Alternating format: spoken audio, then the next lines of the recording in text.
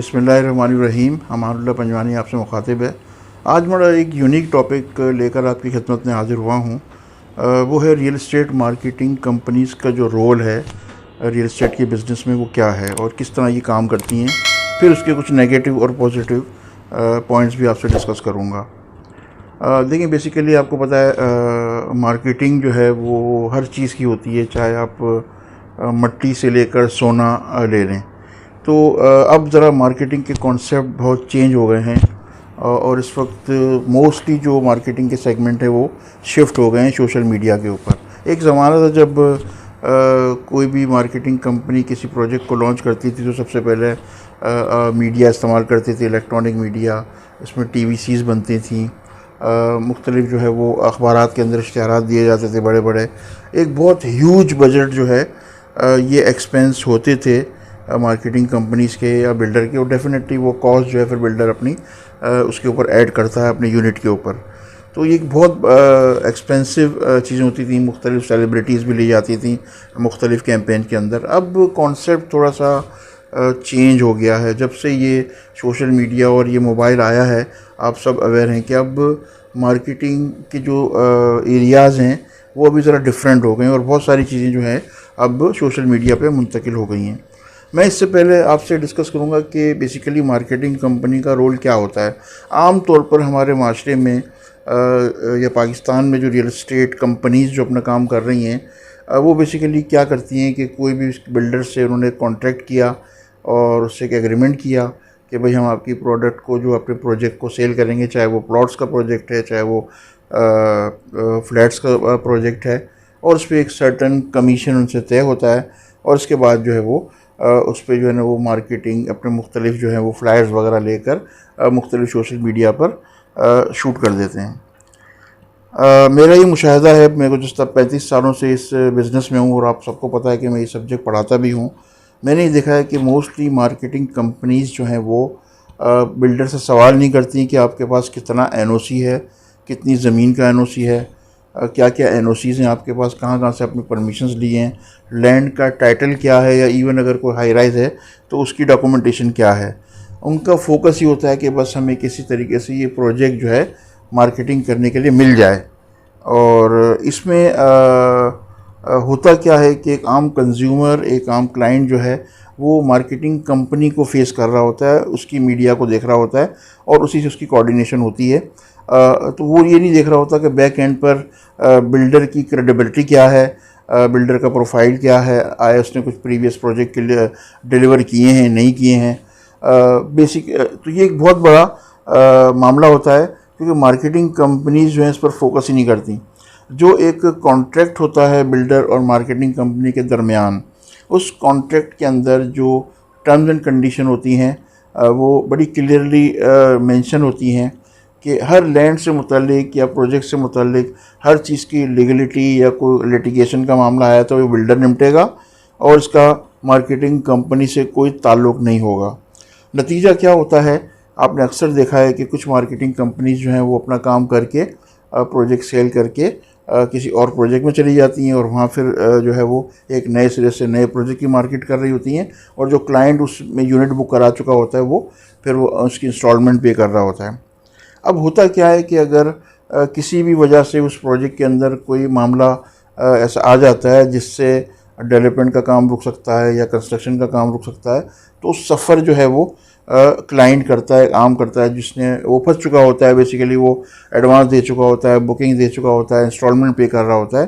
तो मैंने ये देखा है कि मुशाहिदा किया कि अक्सर मार्केटिंग कंपनीज जो हैं वो प्रोजेक्ट की लीगलिटी को डिफ़ाइन नहीं करती, जिसका नतीजा ये होता है कि अगर किसी प्रोजेक्ट की, अगर फ़र्ज़ कीजिए NOC किसी बिल्डर ने ली हुई है, अगर वो 25 एकड़ की NOC है तो 500 एकड़ की फ़ाइलें जो है वो मार्केट में सेल हो रही होती है। मैं डेफिनेटली नाम नहीं ले सकता उन प्रोजेक्ट्स का, और ये ऐसी कई मिसालें, हज़ारों की तादाद में फ़ाइल जो हैं मार्केट में सेल कर रहे होते हैं। तो ये है कि उसका अल्टीमेटली असर जो है वो क्लाइंट के ऊपर आता है। जब एक प्लॉट की फ़ाइल 3-3, 4-4 लोगों को बिकी होगी तो आप अंदाज़ा लगा सकते हैं कि जब पोजीशन का वक्त आएगा तो बिल्डर कहाँ तक उसको डिलीवर करेगा।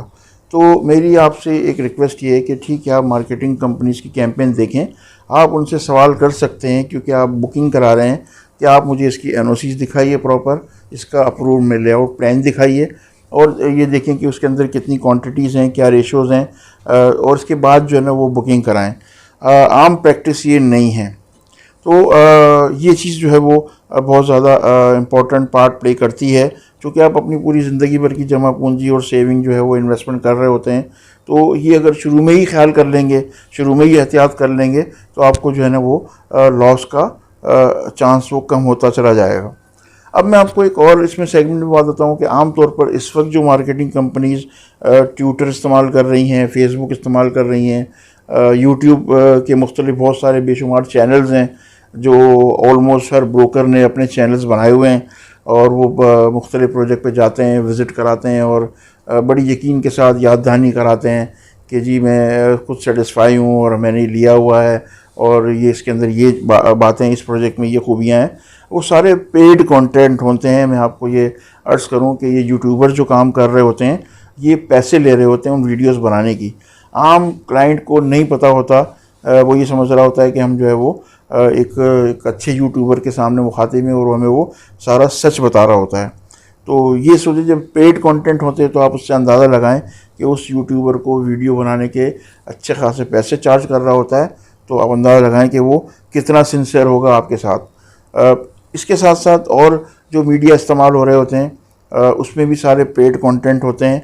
फिर ये कि ये पूरा एक ऐसा नेटवर्क है जिसमें आफ्टर ऑल आखिर में नतीजा भुगतना पड़ता है। अगर वो बिल्डर डिलीवर नहीं कर सकता किसी भी एंगल से, तो कंज्यूमर को या आम क्लाइंट को या आम इन्वेस्टर को सफ़र करना पड़ता है। अच्छा, एक पॉइंट मैं आपको एक क्लू दे रहा हूँ कि अगर आपको चेक करनी हो प्राइसेस, तो किस तरीके से आप एनालाइज कर सकते हैं कि किसी भी प्रोजेक्ट की प्राइस क्या है।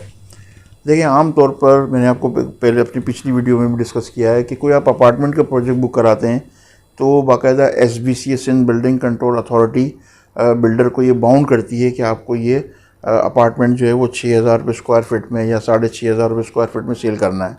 जबकि असल जो पेमेंट प्लान अगर आप देखते हैं तो वो तकरीबन आजकल जो मार्केट में चल रहे हैं वो 10,000, 12,000, 11,000 रुपये स्क्वायर फीट के चल रहे हैं। तो ये जो 4,000, 5,000 रुपये पर स्क्वायर फीट जो है वो मार्केटिंग कंपनी आपको दिखाती है और चार्ज करती है, ये कानूनी तौर पर और लीगल NOC के पॉइंट ऑफ व्यू से ये सारे ये ज़्यादती है आपके साथ। आप उसे प्रोटेस्ट कर सकते हैं। इसका तरीका ये होगा कि आपके पास NOC जो है वो ज़रूर आपके पास होना चाहिए। इसका NOC का मैंने अपना पूरा वीडियो में बताया, क्योंकि NOC के अंदर मेंशन होता है कि ये प्राइस इस यूनिट की ये होगी। ये NOC मुख्तलिफ़ अखबारात में पब्लिश भी होते हैं, जैसे लीडिंग अखबारात है पाकिस्तान के जंग, एक्सप्रेस, डॉन। इसके अंदर हर संडे को एक पब्लिक नोटिस SBC की तरफ इशू भी होता है। और अगर इन केस अगर वो आपसे मिस हो गया है तो आप SBC की वेबसाइट जो sindhzamin.gos.pk इस वेबसाइट पे देख भी सकते हैं। इसका लिंक भी अभी आ रहा है नीचे आपके सामने। प्लस अगर उस पर भी मौजूद नहीं है, बाज़ औक़ात वेबसाइट पे अपडेट नहीं होता, तो आप बाकायदा ये SBC के ऑफिस में जाकर वेरीफाई करा सकते हैं। ये कराची में सिविक सेंटर में 7th फ्लोर पर SBC का ऑफिस है, जहाँ जाकर आप वेरीफाई करा सकते हैं, उस NOC की कॉपी ले सकते हैं। तो ये वो चीज़ें हैं जिसकी बेस के ऊपर आपको ये पता चल जाएगा कि इस बिल्डर को SBC ने अथोराइज़ किया है कि ये इतने पर्टिकुलर अमाउंट पर स्क्वायर फीट सेल कर सकता है। और फिज़िकली जब आप जाएंगे तो आपको अंदाज़ा होगा कि कितना डिफरेंस है, तो आप उनसे नेगोशिएट कर सकते हैं, बारगेनिंग कर सकते हैं। इसमें आपका बेनिफिट होगा, क्योंकि जब आपको अवेयरनेस होगी तो डेफिनेटली आप उसको नेगोशिएट कर सकते हैं, आप उसको दिखा सकते हैं कि आपके अप्रूव रेट ये हैं और आप ये ले ये रहे हैं। तो इस सूरत में बिल्डर जो है वो नेगोशिएट कर लेता है, इवन मार्केटिंग कंपनी भी नेगोशिएट कर लेती है। तो ये इसी तरह जो प्लॉट्स हैं, जो ओपन प्लॉट्स हैं, इसमें भी SBC ये बाउंड करता है बिल्डर को कि आप एक सर्टन अमाउंट से ज़्यादा 12,500 रुपये, 13,000, 15,000 से ज़्यादा आप इसको सेल नहीं कर सकते। तो ये देखें, इस वक्त जो प्राइसेस चल रही हैं, मैं अक्सर मुशाहिदा करता रहता हूँ, जो पेमेंट प्लान मेरे पास आते हैं उसमें 12,000, 13,000 रुपये पर स्क्वायर फीट जो है वो बिल्डर चार्ज कर रहा होता है, जो सरासर ज़्यादती है कंज्यूमर के साथ। तो बराए मेहरबानी इन चीज़ों को अगर आप मद्देनज़र रखेंगे तो आपको इसमें आप ही का बेनिफिट होगा। ख़ास तौर पर मार्केटिंग कंपनी से डेफिनेटली सवाल करें कि आपने इस प्रोजेक्ट की डॉक्यूमेंटेशन देखी है या नहीं देखी। देखिए, जैसे मैंने आपको बताया, हमारी भी कंपनी है पंजवानी मार्केटिंग नेटवर्क। हम सबसे पहले डॉक्यूमेंटेशन देखते हैं। मेरे पास बहुत बेशुमार लोग आते हैं कि जी हमारे प्रोजेक्ट को आप मार्केट करें, बहुत अच्छी अच्छी ऑफ़र भी कर रहे होते हैं। मैं जब डॉक्यूमेंट्स देखता हूं तो उसके अंदर कोई ना कोई लैकिंग होती है, जिसकी वजह से मैं बैक हो जाता हूं। तो हमारी ये कोशिश होती है कि हम वो प्रोजेक्ट मार्केट करें जो जो सिक्योर और सेफ़ हों, कम से कम लैंड बिल्डर के नाम पर हो और टाइटल क्लियर हो उसका, ताकि कोई आगे जाके कोई मसाइल ना हो। तो अगर आप इस सिलसिले में कोई और फर्दर डिटेल्स जानना चाहते हैं तो मेरा नंबर इसके अंदर डिस्प्ले हो रहा है। ये व्हाट्सएप नंबर है। काइंडली मैं रिस्पॉन्ड नहीं कर सकता बहुत सारी कॉल्स को, तो आपसे रिक्वेस्ट है कि व्हाट्सएप के ऊपर आप कोई वॉइस ड्रॉप कर देंगे तो इंशाल्लाह आपको इसका रिप्लाई दे दूँगा। बहुत शुक्रिया।